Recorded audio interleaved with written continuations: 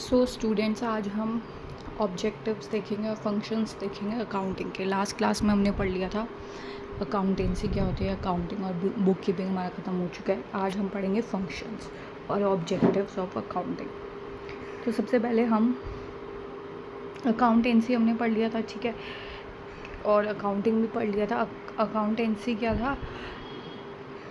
Accounting process हो जाता आपका, ठीक है, जिस तरीके से आप रिकॉर्ड करते हो, बैलेंस शीट बनाते हो, वो सब अकाउंटिंग हो गया। उस अकाउंटिंग को कैसे करते हो, ठीक है, वो क्या हो जाता है अकाउंटेंसी। ये हमने लास्ट क्लास में पढ़ा था, राइट। आज हम क्या पढ़ेंगे? आज हम पढ़ेंगे ऑब्जेक्टिव्स। क्या ऑब्जेक्टिव है अकाउंटिंग के, ठीक है। हमने पढ़ा अकाउंटिंग ब्रॉडर टर्म है as compare to book keeping, right. तो अकाउंटिंग को करने के लिए हमने पढ़ा कोई प्रोफेशनल चाहिए होता है आपको, ठीक है। आपको रूल्स पता होने चाहिए अकाउंटिंग के, ठीक है। तो ऑब्जेक्टिव क्या है? पहला ऑब्जेक्टिव है सिस्टमैटिक रिकॉर्ड्स। एक सिस्टमैटिक रिकॉर्ड्स होते हैं, रिकॉर्ड करना पड़ता है ट्रांजैक्शंस को। आप पहले जर्नल में करोगे, उसके बाद क्या करोगे? लेजर बनाओगे, राइट। ये आने वाले चैप्टर्स हम पढ़ेंगे, लेजर, जर्नल, ये सब क्या होता है। पर अभी आप ये समझ लो कि कोई भी ट्रांजैक्शन है, उसको आपको क्या करना है? कोई भी बिजनेस में ट्रांजैक्शन हो रही है तो उसको क्या करोगे आप? रिकॉर्ड करो, एक सिस्टमैटिक वे में रिकॉर्ड करो। ऐसा नहीं है कि मतलब रफली आपने रिकॉर्ड कर लिया, नहीं, आपको एक सिस्टमैटिक वे में कि क्या डेबिट होगा, क्या क्रेडिट होगा, वो भी आगे हम पढ़ेंगे। जैसे जैसे चैप्टर्स हम कवर करते चलेंगे कि डेबिट क्रेडिट क्या होता है, क्या रूल्स होते हैं अकाउंटिंग के, जिसके अंडर आपको ट्रांजैक्शन को रिकॉर्ड करना पड़ता है। कोई भी ट्रांजैक्शन हो रही है, जैसे फर्नीचर परचेज़ किया आपने, ठीक है, बिज़नेस के लिए, तो उस फर्नीचर को कैसे रिकॉर्ड करोगे? ऐसे लिख दोगे कि फर्नीचर परचेज़ किया? नहीं, उसको कैसे रिकॉर्ड करोगे? क्या डेबिट होगा, क्या क्रेडिट होगा? तो एक सिस्टमैटिक वे में आप क्या करोगे? ट्रांजैक्शंस को रिकॉर्ड करोगे, ठीक है। तो ये अपकमिंग क्लासेस में हम क्या करेंगे? स्टूडेंट्स पढ़ेंगे, ओके।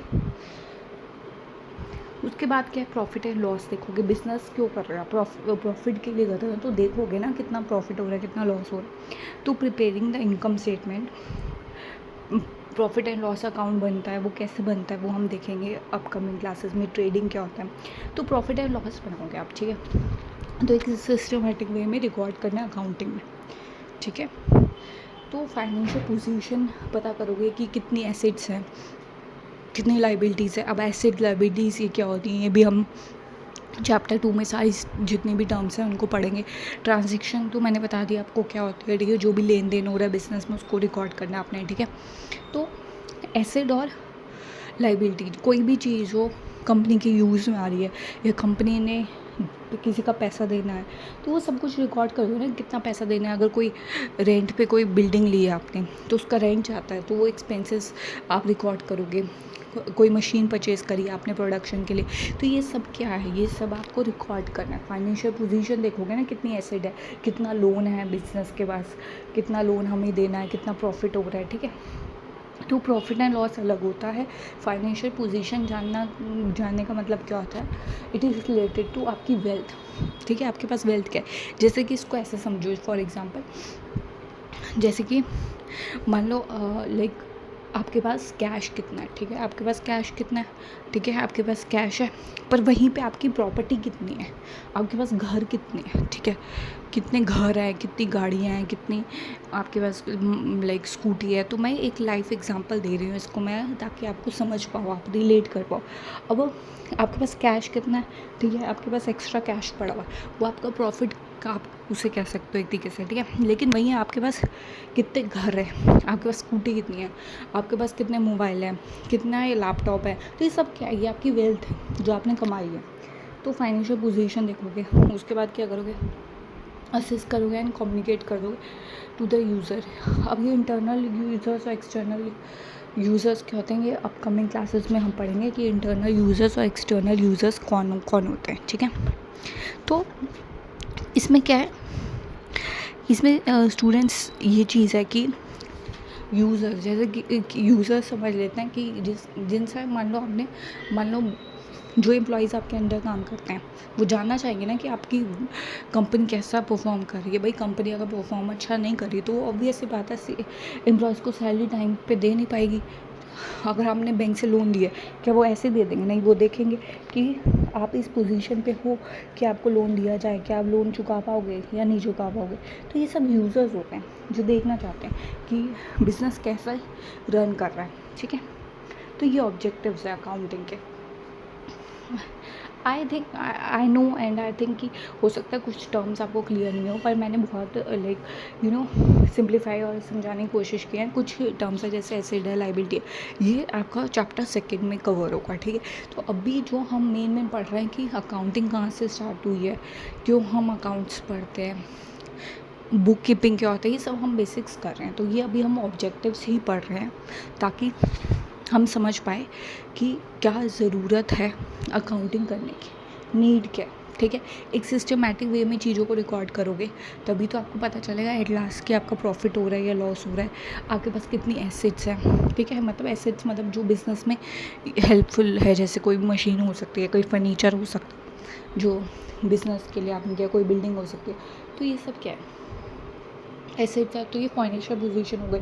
लोन हो सकता है, कितनी लाइबिलिटी है आपके पास, लाइबिलिटी आप क्रिएट कर रखी है, तो वो सब ऑब्जेक्टिव हो जाता है, ठीक है।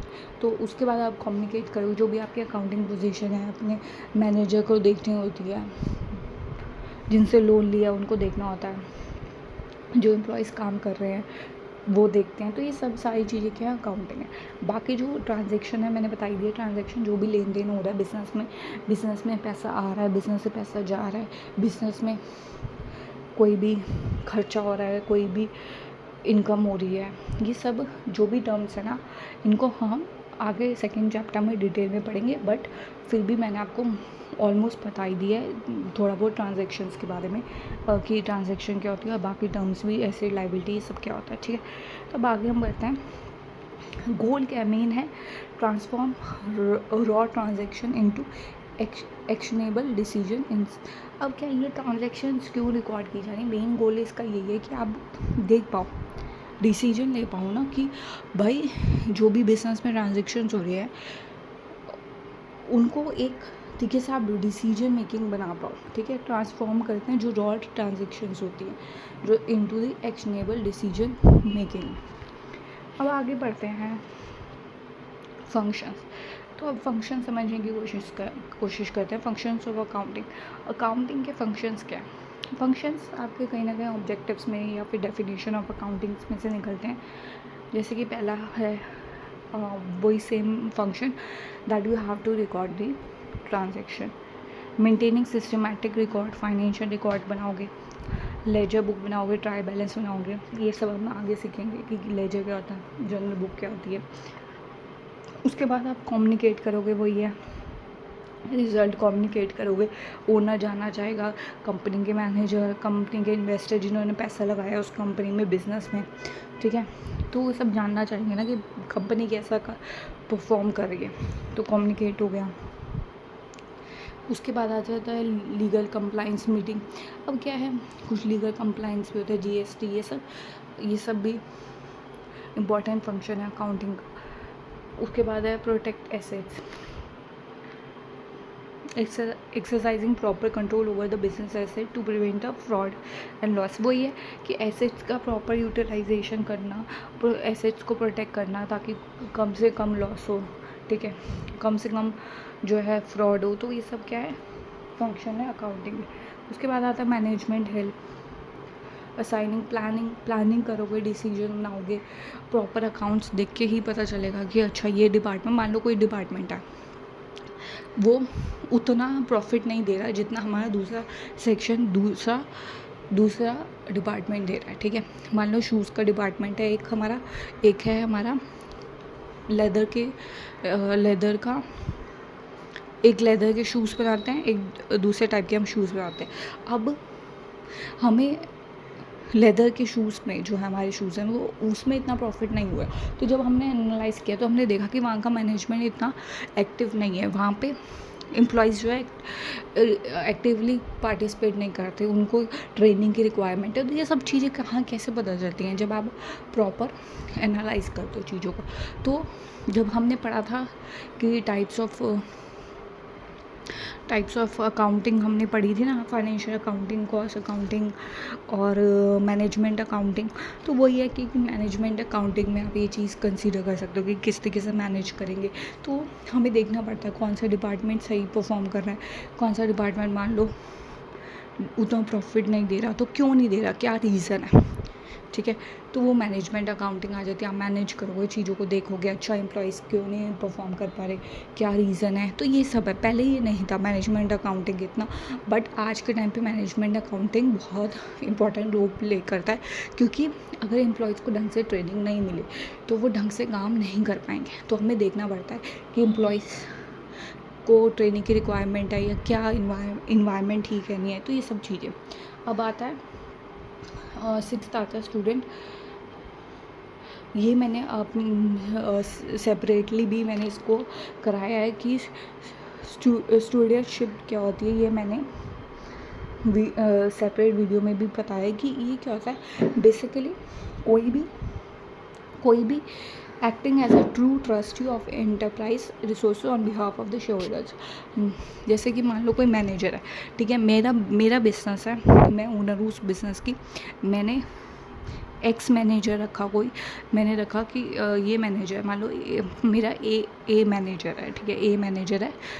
उस मैनेजर को मैंने रखा है कि वो सब कुछ हैंडल करता है कि पैसा कहाँ पे यूज़ होगा, किस तरीके से यूज़ होगा। तो वो पैसा है किसका, वो मेरा पैसा ना। तो मेरा जो पैसा है वो मैं ट्रस्ट कर रही हूँ उस पर कि वो ढंग से उसको यूटिलाइज़ करेगा, ठीक है। उसका किस तरीके से यूटिलाइजेशन हो रहा है, एक ऑनेस्टी से वो सारी चीज़ों को करेगा, ठीक है। तो वो लेकिन है पैसा किसका, मेरा, ठीक है। तो यही होता है कि एक आपको ओनरशिप दी जाती है, ठीक है, एक रिस्पॉन्सिबिलिटी, एक अथॉरिटी दी जाती है कि आप उस पैसे को अच्छे से यूज़ करो, लेकिन वो पैसा है किसका, किसी और का पैसा है, ठीक है। तो यही होता है स्टूडेंटशिप, ठीक है। नेक्स्ट करते हैं हम एडवांटेजेस ऑफ अकाउंटिंग। अकाउंटिंग के एडवांटेजेस क्या हैं, मेजर एडवांटेजेस क्या हैं अकाउंटिंग के। Complete business information, business human memory by systematically documents all monetary transactions possible नहीं है। वो यही कहना चाह रहा है कि अगर आप प्रॉपर अकाउंट्स मेंटेन नहीं करते, ठीक है, यहाँ पे स्मॉल बिजनेस होता है वो भी अकाउंट्स जो है मेंटेन करते हैं। अगर तो सोचो अगर कोई एक बड़ी कंपनी है जिसमें करोड़ों का पैसा लगा है, ठीक है, और एक दिन में इतनी ट्रांजैक्शंस होती है, तो क्या वो ट्रांजैक्शन आप मैन्युअली याद रख पाओगे, नहीं। इतनी हज़ारों ट्रांजैक्शन, लाखों ट्रांजैक्शंस होती है। तो वो ट्रांजैक्शंस हम अगर सिस्टमेटिक वे में रिकॉर्ड नहीं करेंगे तो हमें नहीं पता चलेगा ट्रू पिक्चर कि क्या हो रहा है, प्रॉफिट हो रहा है, लॉस हो रहा है, कितनी एसेट है, कितना हमारी वेल्थ है, ठीक है।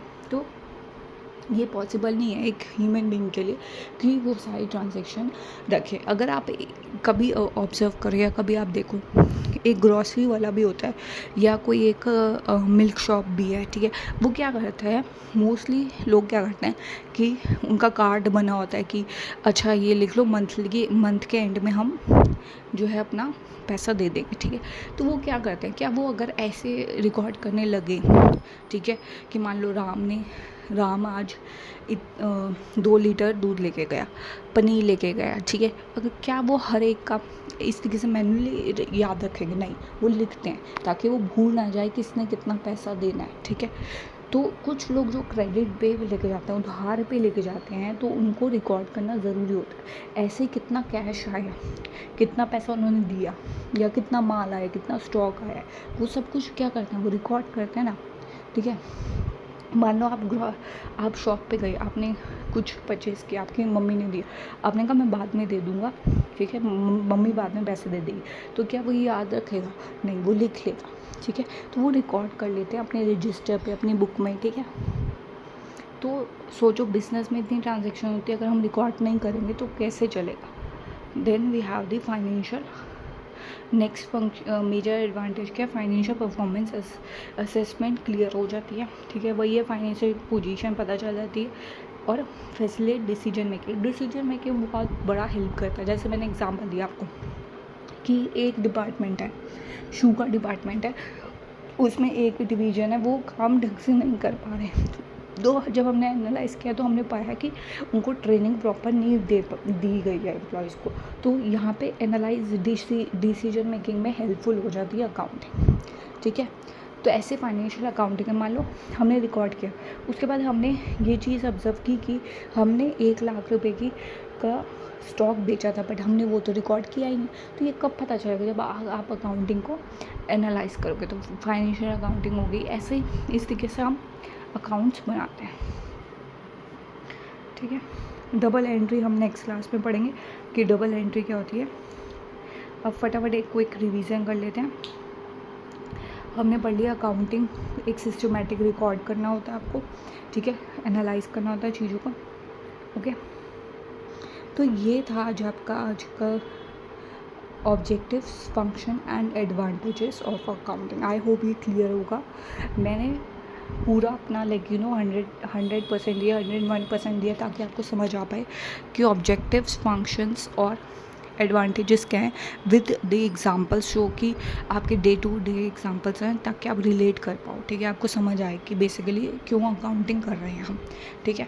तो नेक्स्ट क्लास में हम पढ़ेंगे डबल एंट्री, उसके बाद हम सिंगल एंट्री करेंगे, then we complete with this chapter. और जितने भी क्विज हैं, जितने भी लाइक शॉर्ट क्वेश्चंस हैं या फिल द ब्लैंक्स है, वो सब हम करेंगे, ठीक है। वो सब कुछ हम करेंगे, वीडियोस वो सब कुछ कवर करेंगे। देन हम मूव करेंगे सेकेंड चैप्टर पे, जिसमें आपकी जितनी भी टर्मिनोलॉजीज़ है, एसेट, लायबिलिटी, इस सबको करेंगे, ठीक है। तो आई होप ये आपको समझ आ गया होगा। तो मिलते हैं नेक्स्ट क्लास में।